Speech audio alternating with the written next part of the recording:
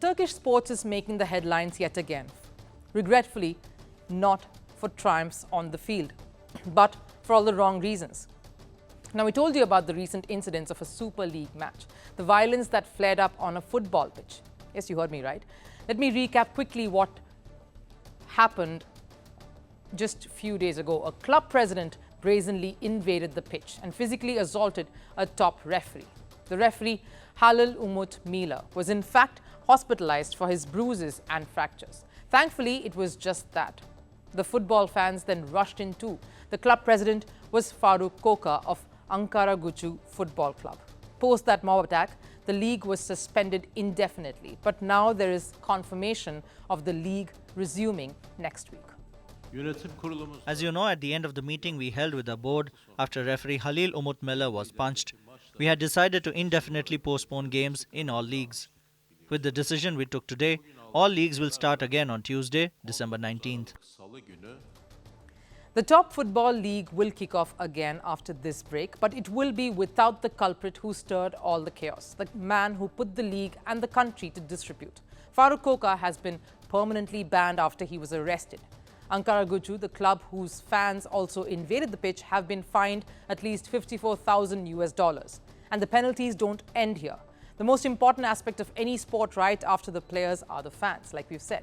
The club will have to play their 5 home games without the fans in front of empty stadiums. No fans will be allowed to watch or cheer for Ankaragucu in these 5 home matches. All of these punishments, of course, coming in after the Turkish president Erdogan himself expressed his grief and disgust at the violence that had taken over, saying sports and violence were simply incompatible. Those were his words. The one good news coming out of this, of course, is that the referee, Halil Umut Meler, is on the road to recovery. We've just discharged him in good health. He is in good spirits and doing well. He'll no doubt be following up wherever he goes, but right now he has no problems other than a slight swelling in his eye. Now, you might be thinking this chapter is over and Turkey is breathing a sigh of relief. But the violence hasn't ended here. The spotlight has shifted to a women's football team now, which fell victim to a shocking attack by the spectators.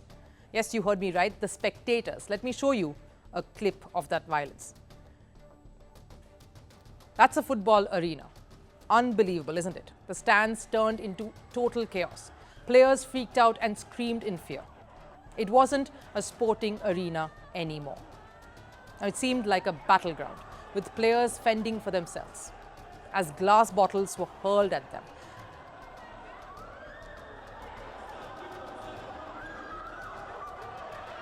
Now, the scene was unsettling. The players who were attacked belonged to the Turkish club, Turkish Volleyball. They were playing an away match in the city of Adana. It was against İmamoğlu Belediye.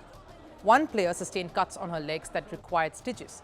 The president of the club, which was attacked, revealed he had filed a criminal complaint against opponents İmamoğlu Belediye and their supporters. Now, let me quote what he exactly said. They said unspeakable words to our players and our coaches. At the end of the match, the stands weren't emptied and our athletes weren't allowed to go to the locker room.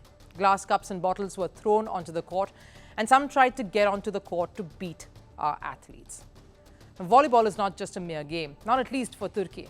Their women's national volleyball team is nicknamed Filenin Sultanları. And do you know what that means? It means sultans of the net. Yes, the women's team are hailed as the sultans of the net, and they are Turkey's most successful sports team. In July, the team won the Volleyball Nations League Championship. They ranked number 1 in the world, and their recent conquest was the Women's European Volleyball Championship, where they clinched a nail-biting victory after toppling Serbia in the final. Sporting heroes must be a source of national pride. Instead, these athletes are questioned for their personal choices. They do not cover their bodies or heads. They are seen in jerseys and funky tattoos. They are unabashedly themselves. So amidst these social divides, they become a beacon of defiance, which makes them targets of conservative groups. And let's not forget, Turkey was devastated by an earthquake earlier this year. They lost many lives in that calamity. It was volleyball and these women who gave them the respite and joy from their victories.